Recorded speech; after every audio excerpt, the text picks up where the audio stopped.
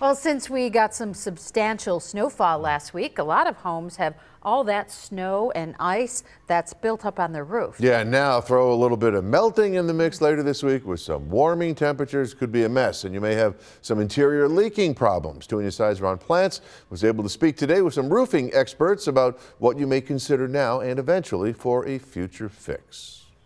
With changing weather conditions, we could be in store for the formation of more ice dams later this week. That's basically like a shelf of ice with slushy compound behind it, which forms on roofs. That's why you see all the icicles. Well, that could also cause a problem with moisture eventually seeping into the interior of a home. But once it gets past the shingles, it's guaranteed that it goes into your house. So first it'll get into your insulation, and slowly it'll seep right into your drywall. That's why, if possible, you can try to clear off some of it from the roof. Some people may try shoveling it off, which is obviously rather dangerous for the average homeowner and even for some roofing contractors who could face safety issues with OSHA. Also, pounding or hacking at the ice could eventually damage a roof if you don't know what you're doing.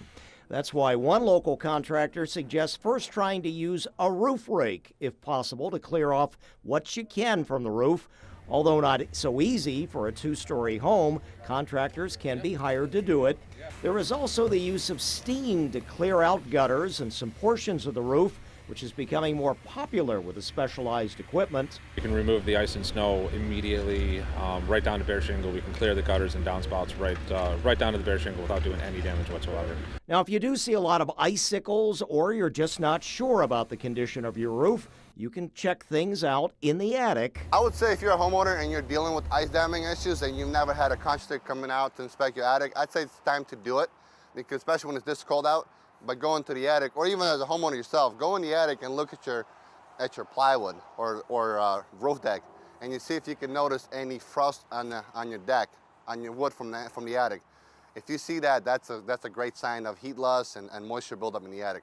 And you may eventually want to look at the insulation and ventilation for the attic, even with roof baffles and actual vents to better improve the airflow up there and protect the roof a bit better. Contractors, again, can give suggestions on that. Now, if you do have some ice dam damage inside with leaks, you can check out your insurance policy. Some cover it, some do not. So you're going to have to check your policy and with your agent.